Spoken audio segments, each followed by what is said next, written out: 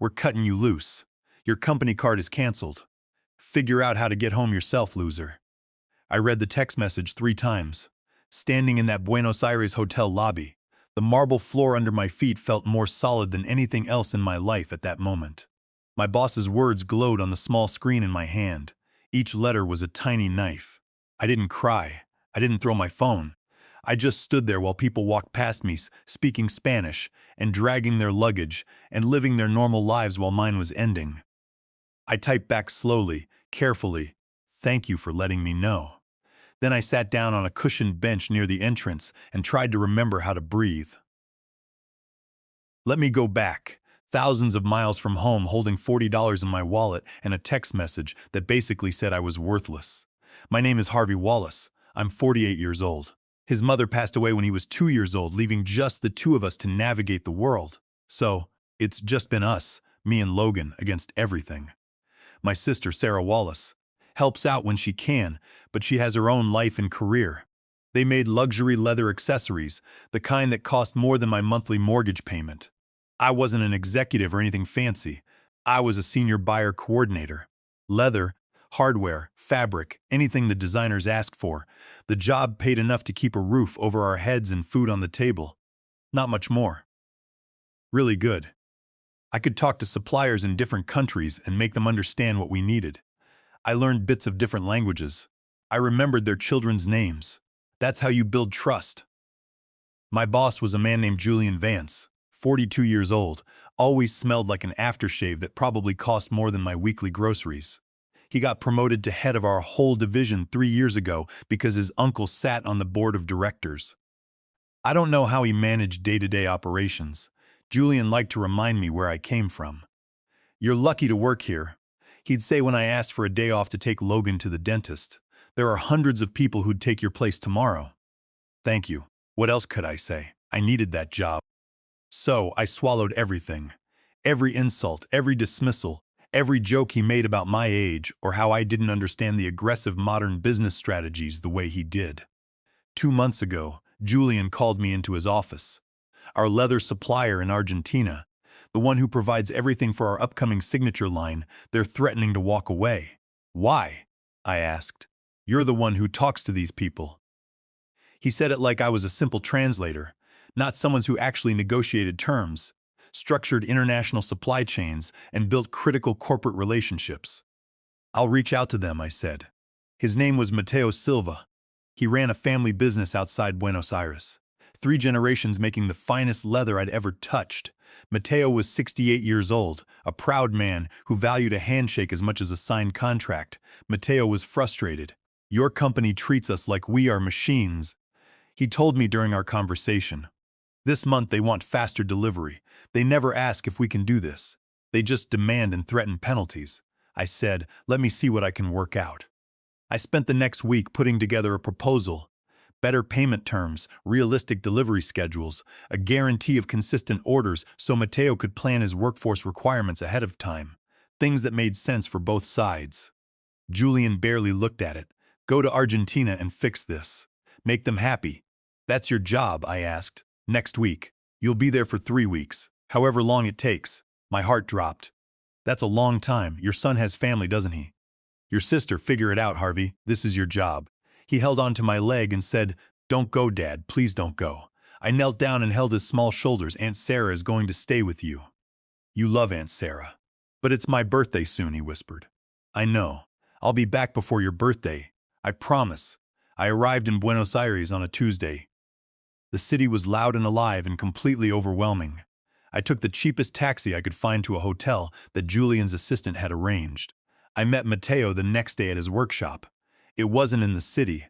I had to take a local train for almost an hour to reach it. Inside, workers were stretching and treating leather. The smell was sharp and earthy, the scent of real craftsmanship. Mateo was 68 with silver hair and hands that looked like they were carved from oak. She brought me strong coffee and empanadas while we talked. "Tell me what you need," Mateo said. "I need you to keep working with us," I said honestly. We talked for hours that first day about prices, about schedules, about respect. That last word kept coming up, respect. He speaks to us like we are his servants, like our work means nothing. I know, I said quietly. He speaks to me the same way. Then why do you stay? 'Cause I have a son to feed, I said. She nodded. Over the next 2 weeks, I built something with Matteo and his family, not just a business agreement, a real relationship. We negotiated terms that worked for everyone. I explained what Vanguard needed for their new product line. We found a solid middle ground. Then, Matteo started insisting on something highly unusual. I want you to be the person we deal with exclusively, he said. You. I'm not in charge, I said. I'm just the senior coordinator, he said firmly. Every agreement goes through you. Every change must be approved by you personally. I didn't understand why at the time. I thought maybe he just liked working with me better than Julian. Later, I realized he saw something I didn't see yet. Back home, Julian would message me at odd hours. Where are we with the contract? When is it signed? I'd explain that building international trust takes time. That rushing would ruin everything. He'd respond with things like, I don't need your excuses. Once Julian insisted on joining one of my conversations with Matteo through a video call. It was an absolute disaster. Julian interrupted constantly, treated Matteo like he was a slow-witted subordinate. After Julian abruptly left the conversation, Matteo said to me, that man doesn't respect anyone but himself. I'm sorry, I said. Matteo said you are not him. Logan's birthday came and went. I sent him presents. My sister Sarah told me he cried when he opened them. He just wants you home, Harvey. Sarah said on the phone, soon. Finally, after 3 weeks of grueling negotiations and careful relationship building, we had everything ready. A comprehensive agreement, terms that made logistical and financial sense, enough leather to fill their signature collection and dominate the market. Matteo's family would benefit. The company would benefit. The signing was scheduled for a Thursday morning. Matteo wanted to do it properly, with his whole family and senior staff present. He treated it like it meant something profound, genuinely proud. For once in my long career, I felt like I'd accomplished something that mattered, something bigger than just surviving paycheck to paycheck. That Wednesday evening, I was in the hotel lobby checking if I had all the finalized documents ready for the next day when my phone buzzed. We're cutting you loose. Your company card is canceled. Figure out how to get home yourself, loser. I read it again, then again. No explanation, no official HR warning, just those cruel words. I immediately checked my corporate credit card account on my phone. The status flashed red, account canceled. I had exactly $40 in cash in my wallet. My return flight was booked for next week using the company's travel portal. I was completely stranded in a foreign country. After 3 weeks of exhausting work, after missing my only son's birthday, after eating cheap street food to save the company per diem money, after sleeping in a bargain hotel and taking local trains and doing absolutely everything they asked, Julian had fired me and called me a loser. My fingers moved on their own. I didn't know what else to say. My mind was entirely blank, empty of everything except a rising tide of panic. I sat on that bench for maybe 2 hours. The hotel staff glanced at me sometimes but didn't say anything. I kept thinking about Logan. How would I get home to him? The humiliation of that felt almost as bad as the text message itself. I was 48 years old, a professional, and I was sitting in a lobby with no way to pay for my room tomorrow. Then something shifted inside my chest. Something much colder, clearer, and far more dangerous. I looked down at my leather briefcase. Inside was a folder with the unsigned agreement, the one that would save Vanguard's entire upcoming season, the one Matteo Silva refused to sign with anyone except me. I stood up. I found my way to the train station and I rode back to Matteo's workshop one last time. It was well past dark by the time I reached the industrial district. The lights were still on inside the main office. They looked up, surprised when I walked in. Harvey, Matteo said, setting his pen down. Is everything all right? They fired me, I said. The words came out flat, matter of fact. Said they're cutting me loose. He canceled my company credit card. Canceled my flight. Elena's hand went to her mouth in shock. Matteo's face went completely hard, his jaw setting like stone. After everything? After 3 weeks of dedication? After you worked so hard to bridge this gap? Yes. The hotel. I have enough cash to cover the incidental fees for maybe one more night. Then I'll have to figure something out. They had one of those silent conversations that couples who have been married for 40 years can have without speaking a single word. Then he turned back to me, his eyes fierce. The signing tomorrow, he said. That was when I realized something crucial. Matteo wasn't asking if the signing would still happen. He was asking what I wanted to happen, I asked. This agreement, he said, gesturing to the thick stack of papers on the desk. It's written with your name specifically embedded in the clauses. You are the one who approves every shipment and every quality check. The company must deal with you directly to get our leather. That is the stipulation we negotiated. Exactly, Matteo said, a small grim smile forming. So why on earth would I sign this contract with them? The agreement wasn't just about me being a preferred contact person. It was legally binding language. Matteo had insisted on clauses that made me the required point person for the entire $12 million partnership. They'll send someone else, I said. They'll fly another executive down here and try to renegotiate the terms, Matteo said, leaning back in his chair. I won't speak to them. My family won't speak to them. Not with that arrogant man who disrespects us and throws his own people out on the street. We trust you so. There is no arrangement with Vanguard, I asked. The rival company that contacted you last month? Matteo smiled. It was something sharper, more predatory. Zenith Core. Yes. We always said no because we had a historical understanding with Vanguard, and because you were working so hard to fix things. But now, he shrugged. Now Vanguard has broken that understanding in the most dishonorable way possible. I asked, still stunned. The money isn't walking away, Elena said gently. Pouring me a cup of water, it's just walking to someone else, someone who treats people properly. A knot of anxiety that had been tight for 6 years was finally starting to unravel. There's something else, Matteo said, folding his hands on the desk. Zenith Core asked us last month if we knew anyone who could coordinate their international buying division. Someone with established connections.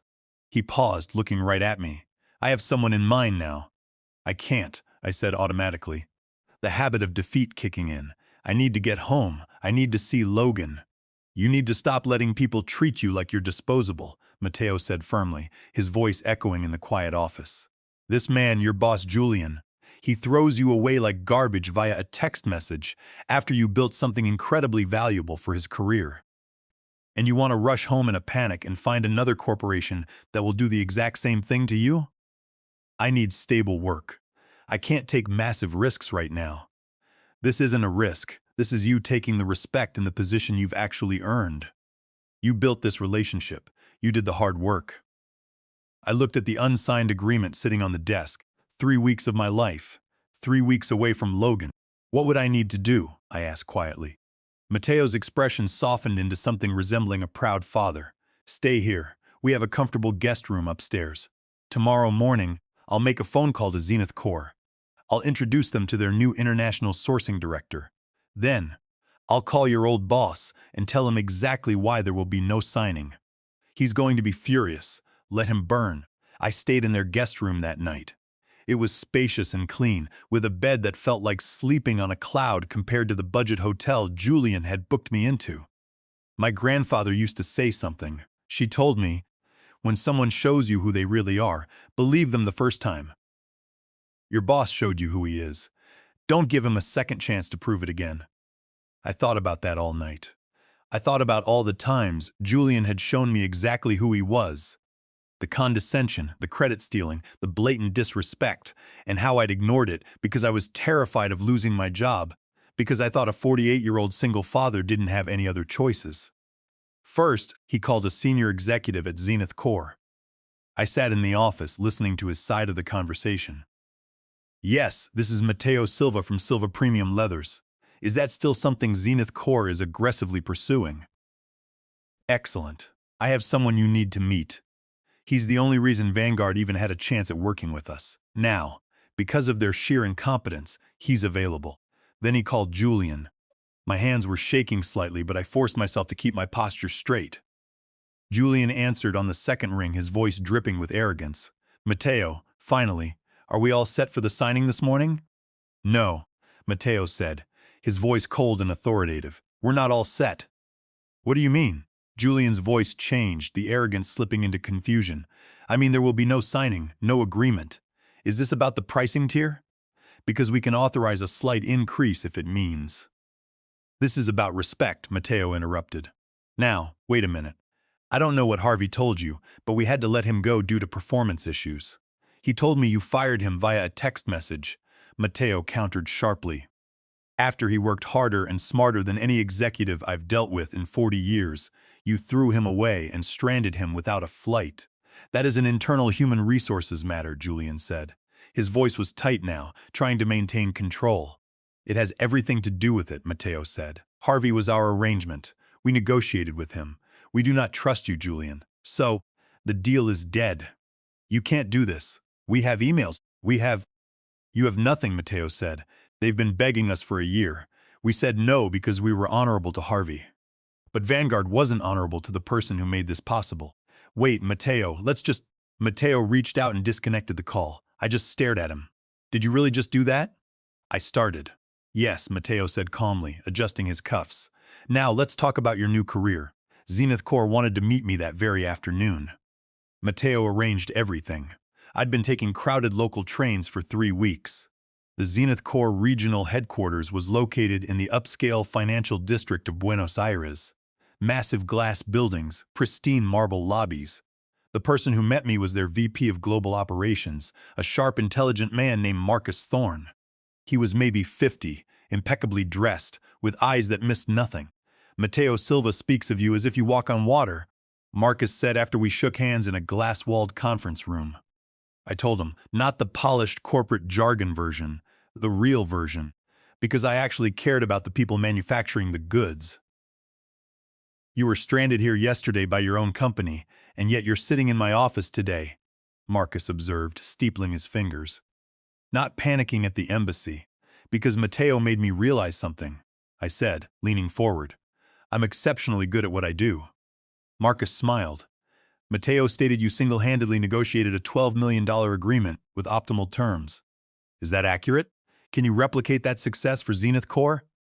Yes, I said, and I meant every word of it. Base salary, performance bonuses, travel arrangements, flexible schedules so you can be a present father to Logan. All of it. Tell me exactly what it will take to bring you on board today. What I needed, what would make my life work. I told him about needing a reliable schedule for Logan, about demanding respect and operational autonomy, about wanting to build a supply chain that actually mattered. Done, Marcus said without hesitation. When can you start? I need to get home first, I said. I need to see my son, explain what's happening, pack my things properly. We'll arrange a first-class flight for you tonight. When you're ready to officially start, we'll cover everything. You'll operate primarily out of our U.S. office, with quarterly travel. I left that building feeling like I had woken up in a parallel universe. A universe where competence was actually rewarded. My phone started ringing incessantly that evening. Over and over, I didn't answer. Then the frantic text messages started pouring in. You sabotaged a multi-million-dollar corporate deal. This is tortious interference. You'll hear from our legal team. How can you be so vindictive? I deleted each message without reading them fully. Then he tried a completely different approach, likely because his superiors were breathing down his neck. Maybe I was a bit hasty yesterday. The stress of the quarter got to me. We can work something out. I blocked his number permanently. The next morning, Matteo drove me to the airport himself. He refused to let me take the Zenith Corps car. You earned respect. You earned trust. You earned a phenomenal position.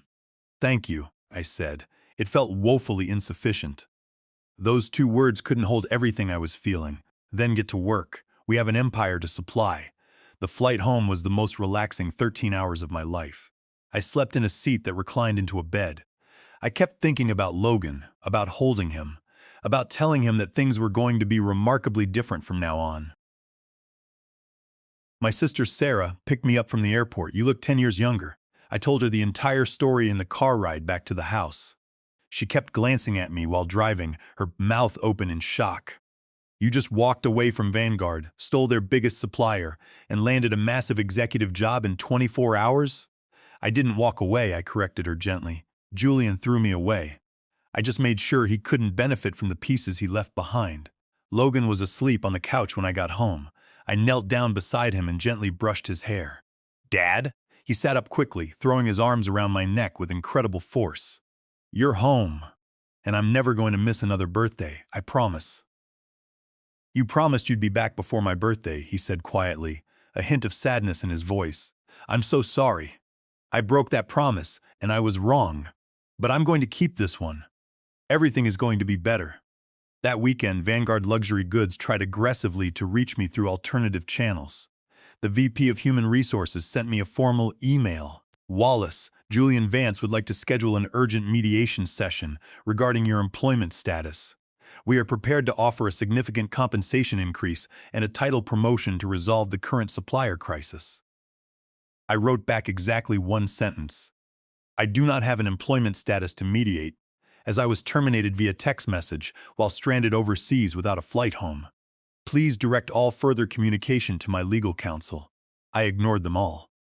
2 weeks later, I officially started my role as International Sourcing Director at Zenith Core.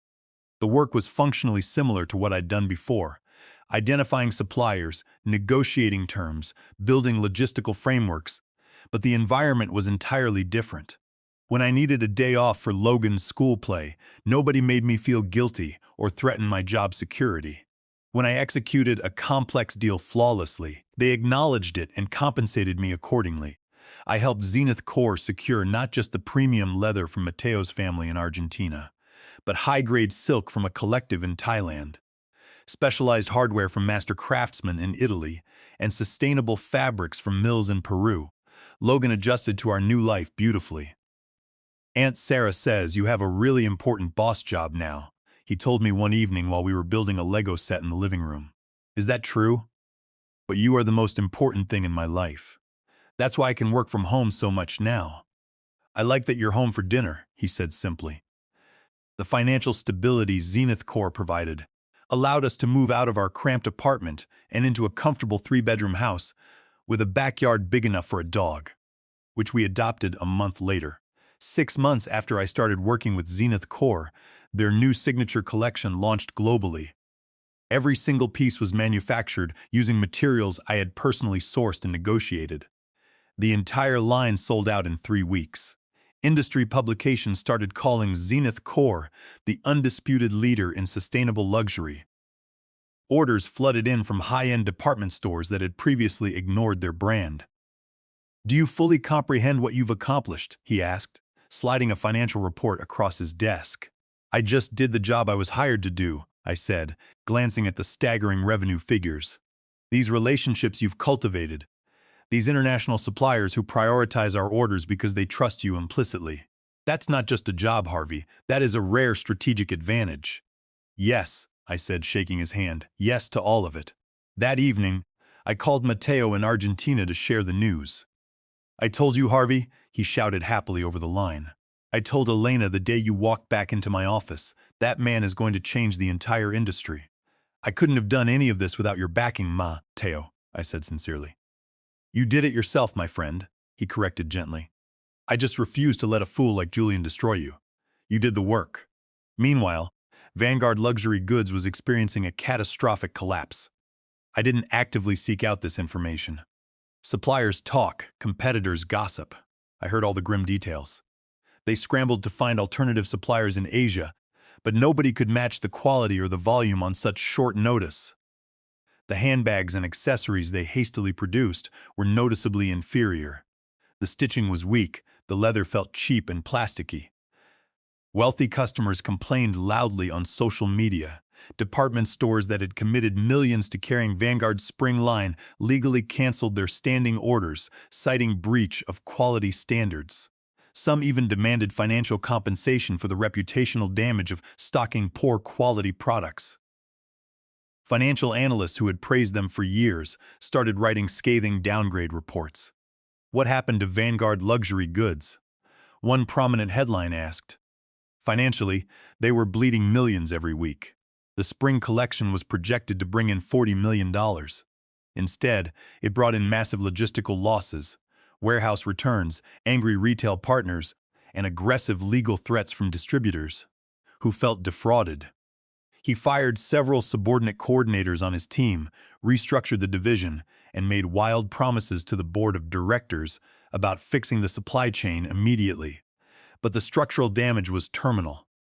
I heard through an old colleague who still worked there that Julian had actually tried to fly to Argentina to confront Mateo in person, offering an absurd amount of money and practically begging for a contract. He sent a security guard to tell Julian, "You had the best sourcing director in the industry working for you.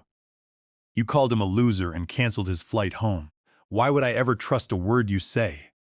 8 months after that fateful text message in the Buenos Aires hotel lobby, Vanguard Luxury Goods officially filed for bankruptcy protection. Their parent company, Bleeding Cash, ruthlessly sold off the luxury division in heavily discounted pieces to a mass-market conglomerate. The specific division Julian ran was shut down completely. No surprise there. But what happened next was the true consequence of his arrogance. Some people in the industry said he tried aggressively to find executive work at other fashion and luxury companies. His professional reputation was utterly toxic. When potential employers called his references or asked around the tight-knit industry, they heard the true stories. They heard about how he treated vital suppliers with contempt, how he verbally abused his own dedicated team, and specifically, how he destroyed a multi-million-dollar foundational partnership because his ego couldn't handle respecting the employee who actually built it. He was making a fraction of his old executive salary, had been forced to sell his sports car, and was living in a significantly smaller apartment. I didn't pop champagne when I heard this news. I didn't feel a surge of vindictive victory. Tired of people like Julian. Tired of a corporate structure that allows incompetent, cruel people to rise to power simply because of nepotism, while hardworking people have to fight tooth and nail just to survive. But beneath that exhaustion, I felt something else. Total relief. Relief that I had finally escaped that toxic environment. Relief that I had found a company that actually valued my expertise. A year and a half after everything happened in Argentina, Zenith Core opened their massive new flagship retail store in New York City, located in one of the most expensive shopping districts in the world. Marcus Thorne invited me to the exclusive opening gala. I brought Logan with me. He held my hand tightly as we walked through the crowded, brilliant store. Every luxury handbag, every leather jacket, every accessory on display was manufactured using materials I had personally sourced and secured. Every single piece represented a human relationship I had built with people across the globe. Logan asked, his eyes wide as he stared at a stunning leather display. "I helped find the amazing people who made it possible," I explained, crouching down to his level. "The leather workers in Argentina, the silk weavers in Thailand, the master craftsmen all over the world. That's a lot of helping," he said, nodding seriously. "It is," I agreed, smiling. "And I get paid very well for it now, which means we can go to that huge toy store in Times Square tomorrow before our flight home." "Really?" Marcus found me near the end of the evening, holding a glass of sparkling water. "I'm incredibly glad you came, Harvey," he said, surveying the crowded room of buyers and fashion critics. "It would exist," I said modestly, "maybe just with slightly different materials." "No," Marcus said firmly, shaking his head. "Not like this. You built something truly special, Harvey. These international suppliers don't just work with Zenith Core because we pay their invoices on time. That's rare in this business. That's the most valuable asset we have. Don't ever forget that." That night, Logan fell asleep on the flight back home. His head rested heavily on my shoulder, his breathing soft and even. I looked out the window at the darkness and thought about everything that had dramatically changed in such a short amount of time. I was stranded, terrified of losing my home, with $40 in my wallet and no clear idea how to get back to my son. Now I held an executive title at a company that valued my vision. I had loyal suppliers around the world who respected my integrity. And most importantly, I had the deep, unwavering knowledge that I would never, ever let another human being treat me like I was disposable again. Did I actively destroy Vanguard Luxury Goods? No. When he arrogantly threw away the one person who had built something immensely valuable for his division, when he chose cruelty and ego over common sense and business logic.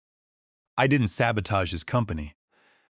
Sometimes people in the industry ask me if I feel guilty about how it all went down. If I ever wonder whether I should have handled things differently, whether I should have just been the bigger man, signed that agreement for Vanguard anyway, taken the economic hit, and just quietly moved on with my life to avoid the conflict. The answer is always a definitive no. I don't feel guilty for refusing to let a toxic manager benefit from grueling work he didn't appreciate. I don't feel guilty for walking away from people who treated me like garbage. Matteo taught me a vital lesson in that workshop office. You walk away, you build your own table, and you let them realize exactly what they've lost when they're starving. That's exactly what I did. I walked away, and I built an empire. He knows the basic outline of the story, though not all the gritty corporate details. I've saved some of the harder truths about human nature for when he's a bit older and can process them. But he knows that his father was treated very badly once by a boss, and that I found a way to turn a terrifying situation into the best thing that ever happened to our family. "You're really brave, Dad," he told me last week while we were walking the dog. "I'm not brave, Logan," I said, ruffling his hair. "That's what brave means," he said, with the absolute confidence that only a 10-year-old possesses. Being scared but doing the hard thing anyway. Maybe he's right. I still work with Zenith Core. I still travel quarterly to meet with our suppliers. I still build relationships that prioritize mutual respect over ruthless margins. Logan calls them Grandpa Matteo and Grandma Elena, even though we aren't related by blood, and we visit them in Argentina every summer for vacation. Last month, Matteo officially retired, passing the day-to-day operations of the leather business to his eldest son. At the massive retirement celebration they threw at their estate, he pulled me aside from the crowd. He asked, holding a glass of wine, "Building such a successful international business, I guessed." "No," he said, his eyes crinkling. "I'm proud that I gave you a platform, and I'm immensely proud of the man you've become, Harvey." "Thank you," I whispered, overwhelmed with emotion, "for absolutely everything. You did the hard work. You had the courage to say no. I just opened a door." So that is my story. That's what happened when my arrogant boss left me stranded overseas, canceled my company card, and called me a loser via text. I didn't get what people might call explosive cinematic revenge. I didn't hack his emails or sabotage his files. I just stopped helping him. I stopped building a foundation for someone who didn't value the architect. Sometimes the absolute best revenge isn't destruction. It's refusing to save someone from themselves. Sometimes the best revenge is simply choosing your own worth. Thank you for listening to my story all the way through.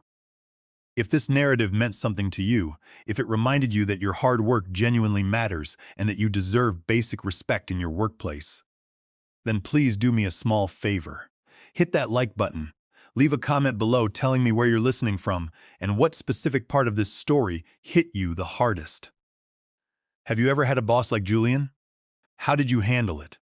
And please subscribe if you want to hear more stories about people who chose to value themselves when the world demanded they disappear. Your support means everything to this channel. Thank you for being here, and never let anyone tell you that you are disposable.